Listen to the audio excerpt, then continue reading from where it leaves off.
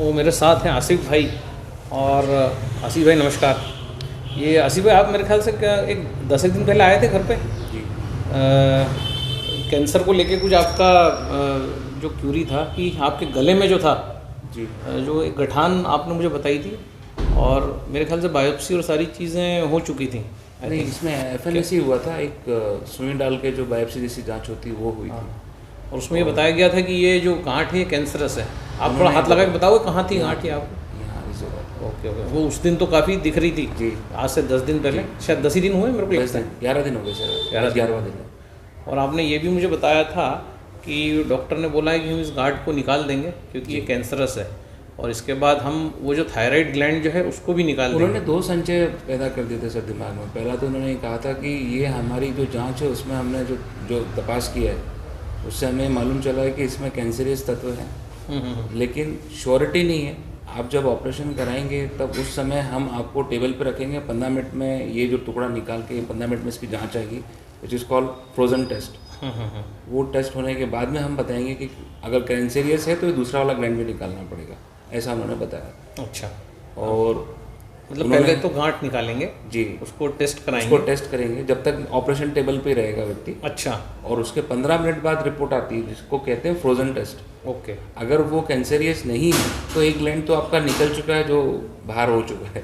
अगर वो कैंसरियस आता है तो उसके इसमें दूसरी वाली ग्लैंड भी निकाल दी जाएगी। ओके। दोनों थायराइड की ग्लैंड निकाल दी। ओके। ऐसा उन्होंने मुझे बताया। और जब पहली हमने तपास की थी उनके साथ तो उन्होंने काफ़ी हमें मतलब डरा दिया कि आप 4 दिन में भर्ती हो जाइए, आपके पास में एक एक दिन कीमती है और ऐसा। और सीटी स्कैन के दौरान उन्होंने बताया कि कोई जो गठान है वो अंदर की तरफ बढ़ रही है। बहुत सारी बातें बताई जो कि मैंने आपके साथ शेयर की थी। और आपने जो पद्धति मुझे बताई, हाँ, मैंने आपको बताया था कि रामचरितमानस आधारित एक भोजन पद्धति है जिसमें हमको फास्टिंग ज़्यादा करना है और इसी तरीके से खाना है। और आप उस समय भी काफ़ी उत्साहित थे, और आपने मतलब मैंने तो आपको बोला था कि आपको जूसिंग करना है, फ्रूट्स लेना है, पर जैसा कि आपने मुझे बताया, इन्होंने बताया कि इन्होंने ना तो जूस लिए ना फ्रूट्स लिए, इन्होंने जो है सुबह से सिर्फ जो है, मैंने इनको बोला था कि आप आंवला जूस लें, एलोवेरा जूस लें कैंगन पानी में मिला के, लेकिन इन्होंने जो है ना तो किसी प्रकार का कोई जूस लिया ना कुछ लिया। सीधे सुबह उठ के जब भी इनको प्यास लगी इन्होंने कैंगन पानी 9.5 pH का पीना स्टार्ट किया, और उसके बाद इन्होंने 11.5 pH के पानी से एनीमा लिया जैसा मैंने इनको बताया था। तो एनीमा कितने बार लिया आसिफ भाई आपने? सर मैंने पिछले जब पहली बार मैं आपसे मिल के गया था, जब आपने मुझे बताया था कि 5 से 6 बार, तो एक हफ्ता मैंने 5 से 6 बार कंटिन्यूसली लिया है। हाँ, मतलब एक के बाद एक लिया, फिर लिया, मतलब एडमिट ही हो गया था जी बाथरूम में। जी, मतलब जी 5-7 बार कंटिन्यूसली मेरा लिया। 2 घंटे का समय जाता था उसमें। मतलब मैं कम से कम उसको रख करके। उसमें आपको क्या कुछ निकला? जैसे वो जो एनीमा आपने 11.5 से लिया, उसमें आपने कुछ नोटिस किया है कि कुछ गंदगी निकली है? बहुत सारी चीज़ें सर, बहुत गंदगी निकली है ना। और आप फिर कब आप भोजन करते थे और क्या करते थे? क्योंकि ये जो गांठ आपकी बिल्कुल दब गई है। पिछले 11 दिनों में मैंने भोजन के नाम पे सिर्फ 3 या 4 बार देसी घी में तला हुआ मखाना खाया है बस। वो भी आधी कटोरी। Okay okay okay. ना मुझे भी थकान है।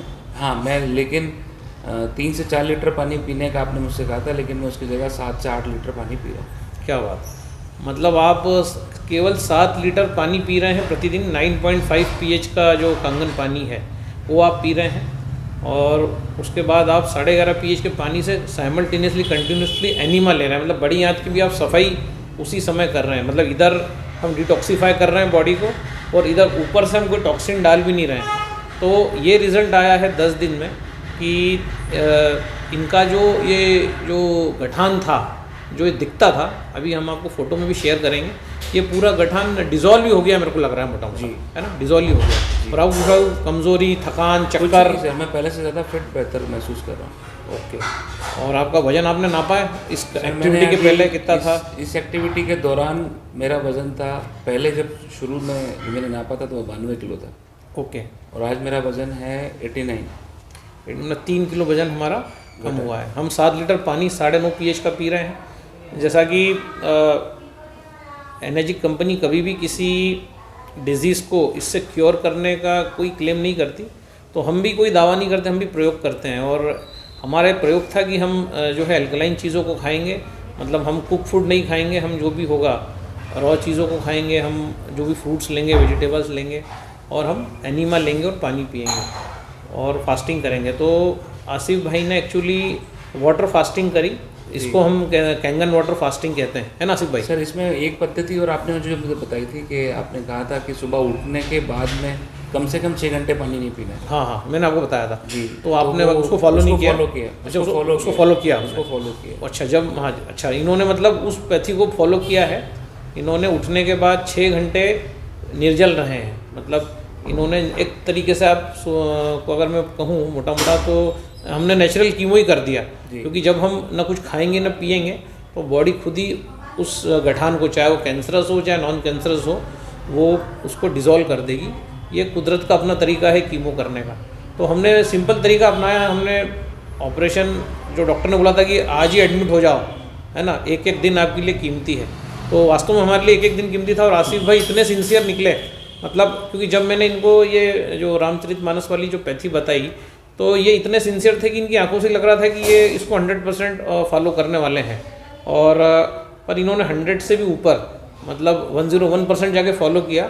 इन्होंने ना फ्रूट्स खाए, ना वेजिटेबल्स खाए, ना जूस लिया। इन्होंने केवल और केवल पानी से ही अपनी बॉडी को एक शिफ्ट दे दिया, एक जो अल्कलाइन शिफ्ट था। और क्योंकि पानी में हाइड्रोजन गैस जो थी, क्योंकि इन्होंने, इनके घर मशीन है तो इन्होंने ताज़ा पानी निकाल के पिया 7 लीटर, तो इसके कारण जो एक्टिव हाइड्रोजन इनकी बॉडी में गया, तो हाइड्रोजन के जाने से, क्योंकि हाइड्रोजन एक स्ट्रेटेजिक एंटीऑक्सीडेंट है, तो जितने भी फ्री रेडिकल्स थे जो अच्छे हैं उनको हाइड्रोजन बचाता है और जो बुरे हैं उनको निकाल देता है, इसीलिए उसको स्ट्रेटेजिक एंटीऑक्सीडेंट बोला जाता है।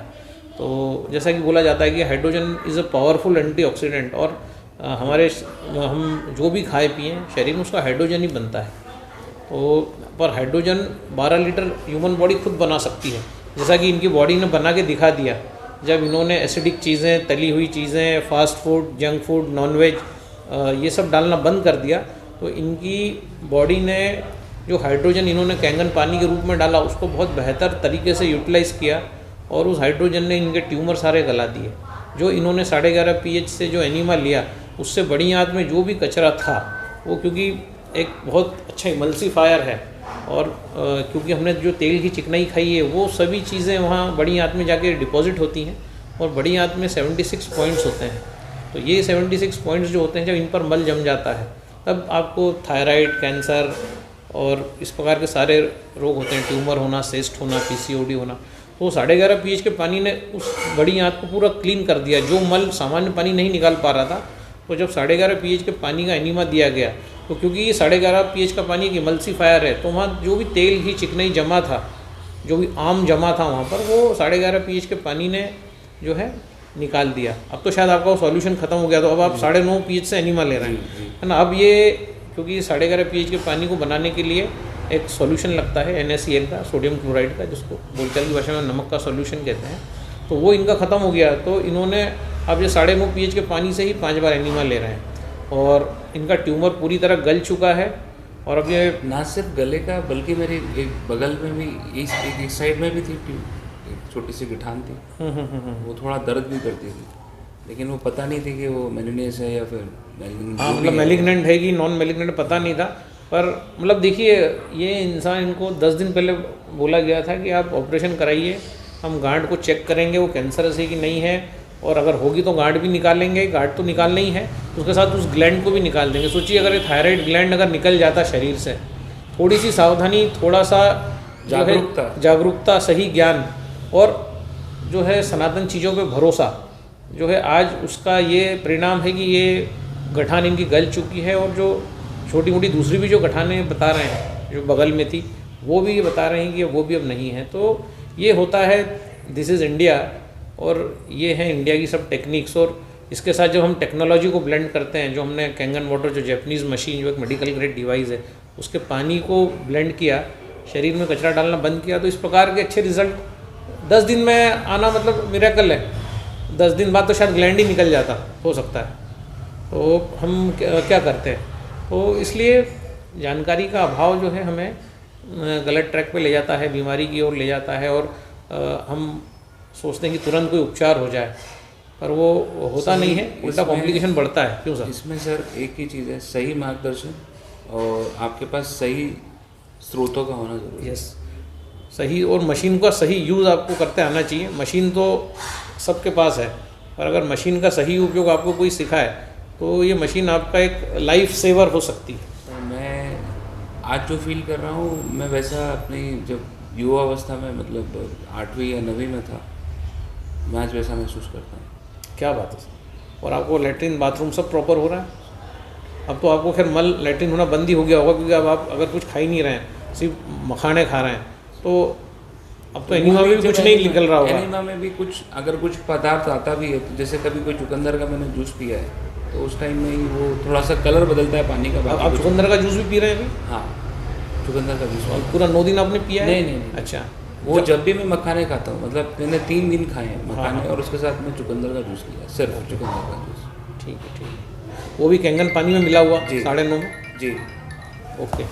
तो ये हमने एक छोटा सा एक डायरेक्ट संवाद आपके सामने लाया हमने। इसमें इस वीडियो को कोई हम कट छट एडिट हमें नहीं करना था, तो एक नॉर्मल डिस्कशन था कि किसी भी गांठ को गलाया जा सकता है, तो ये बस ये डिस्कशन आपके सामने लाना था। तो आसिफ भाई, वेरी मच थैंक यू जो आपने इतनी शिद्दत से इस चीज़ को समझा, फॉलो किया, और सब चीज़ों से ऊपर उठ के आपने भरोसा दिखाया कि let us try, let us give a try. So और ये जो ट्राई आपने किया, इसमें आपका जो है एक बहुत अच्छा बेनिफिट आया। मतलब आपको एक पद्धति मिल जी। गई जिससे आप जो है किसी को भी शेयर कर सकते हैं। जी बिल्कुल। Thank you.